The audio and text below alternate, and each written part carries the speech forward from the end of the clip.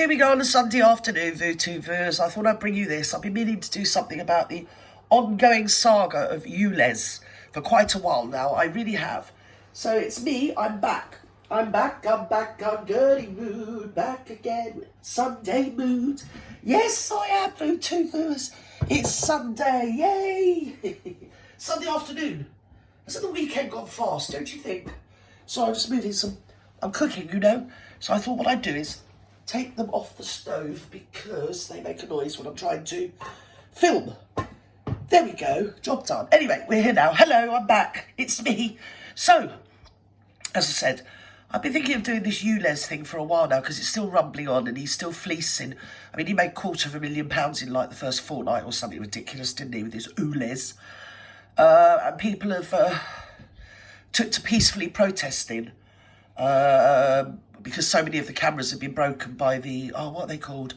Can't forget who they're called, but anyway, the ULEZ protester people. They go out at night. I think they call them vigilantes. I don't call them that. People, you know, the authorities, in other words, Sadiq, you can't, calls them vigilantes, you know.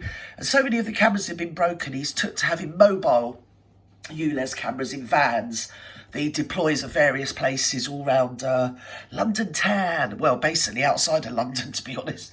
As well, no time at all. They'll be outside your front door, wherever you are in the UK. He'd have just expanded so much. Yes! He's probably going to purchase his first private jet any day soon, you know, VooTube. So anyway, these mobile cameras are then peacefully protested by concerned citizens. Now, okay. Oh, God. They do wear dinosaur outfits, which are about 8.5 foot tall. And conveniently, when they're stood there protesting, cover up the bleeding cameras so they can't take photographs of the number plates as they drive by. So whenever the locals see the dinosaur silent protesters come and turn up, they all jump out in their cars and go and get their shopping quick while they're there.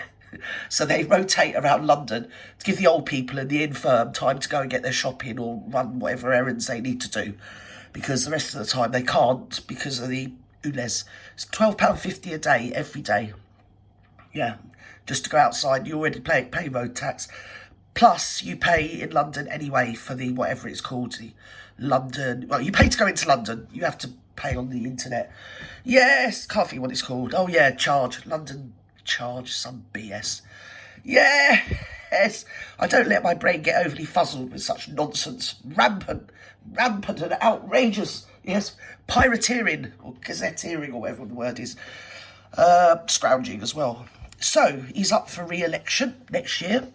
And I think he's very overly confident that he's going to win because he's acting like a complete demagogue dictator of the worst kind. I mean, narcissism is off the bleeding roof with him, really. So in my mind, he's probably got hold of their rookie bleeding voting counting machines again. Because I've heard people of all ethnicities absolutely on their blimmin' knees being crucified with this stupid ULEZ charge. At the end of the day, if your car's passed its MOT, it's passed its emissions, yeah, you've paid your road tax, you should be able to drive.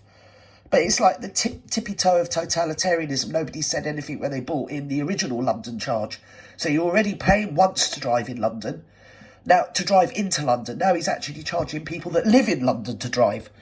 So there we go. So we're going to listen to what's going on now. It's an absolute outrage. It really is. The king should do something, you know. They really should.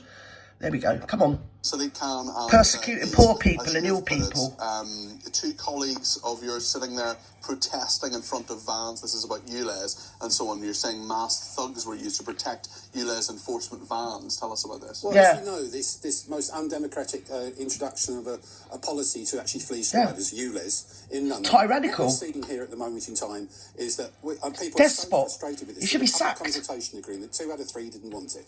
And I'm afraid the frustration has come out on Can I just suggest that maybe the London people will go and protest outside of his bleeding mayor place? Because apparently the mayor place he did have in, is it Westminster, down the side of Westminster? Is it over the other? I think it's over the other side of the Westminster Bridge, isn't it? Well, it was, but it wasn't up to Sadiq Khan. See, it wasn't up to his liking, my dears. Even though it's purpose-built London mayoral palacey thing. Yeah, not good enough for Sadiq. He's moved it now to outside of London. Yes, southeast London, apparently. Is it Streatham somewhere no one cares about? Yeah, because it's more to his liking there, you see, VooTube. Yeah, it makes you think, doesn't it? Anyway, I think all London residents should go and protest outside his place, see how he likes it. So what he's done, in answer to the silent, they're mostly middle-aged types, middle-class, middle-aged types of people. They're overly represented by women, actually, who just go out and, like, not being rude, but cat lady types that love everybody. And they just go out and stand silently by these mobile cameras. So as I've already said, to repeat myself, so it gives local residents the time to run out and get some shopping quickly, because they usually stay an hour or something, and just stand in front of the camera silently. But that blocks the view long enough for the local residents to get out and get some shopping, or maybe get to a doctor's appointment or whatever. Mind you, scrub that. That's probably not true, Gert, is it? I mean, you've got more likely of winning the bleeding lottery. You have. Even if you don't do the lottery, you've got more chance of winning the bleeding lottery than getting a doctor's appointment in Britain. But there you go. Something like that they do. Mainly go out and get some shopping, maybe. And, yeah, so Sadiq, in his wisdom, has now gone and hired a load of, and they are thugs. They're not registered security at all. They're basically thugs. They've got balaclavas up. They're all men. And one of them drove his car into one of the silent protesters, a woman, who is now in hospital critically injured. So, that is the calibre of the mayor of London. He shouldn't even be mayor. I mean, that alone he should be fired. Why is it that middle-class people, or whatever they think they are, they're not. They've got no class at all. Scumbags. But they think themselves so superior. Oh, don't be silly, girl. It's obvious he's a bleeding narcissist. I've already said that. Grandiose narcissist. Because don't forget, Johnson was mayor of London, wasn't he? Yeah, and what did he become, VooTube? He became the Prime Minister, didn't he? So Sadiq Khan has got his eye on doing the mayor thing, then becoming Prime Minister, then being made to Lord and going sitting in the House of Lords. They're all like that. That's what he's like. They're all like it. And, of course, he's making money for the powers that be, isn't he? Because he ran Transport for London into the ground. They were broke. So I was thinking the first fortnight he's refloated them, hasn't he? Just by the residents, just on the back of the residents. So you can't drive in London if you live there, and you can't drive into London if you live outside London, because either way they're going to persecute you, crucify you. But the mayor, he's got a motorcade, hasn't he? So he's all right, and it's all taxpayers. The same taxpayers that he's actually, hanging about to dry. The same residents that live in London pay his wages. In other words, Gert. Oh dear, my brain's gone a bit spongy today. I'm a bit exhausted. So anyway, you have to excuse me. So we'll just carry on and see what went on next, because it's a shit show of the highest order. You've heard of them called Blade Runners. Oh, Blade Runners, that's it. And I don't condone this whatsoever. Of course not. They're ripping down cameras and things like I that. do. I think it's but funny. now, because of those cameras are being ripped down, they've got portable camera vans, which has been... It's got no right to do that to people. But It's not democratic. They're peacefully protested with people standing with giant dinosaurs with their heads blocking the cameras and things like that. And all done in good... Can you see the basic age and... not driver, and she's severe... Shut up. Right, let's go back. Let's go back. Let's go back.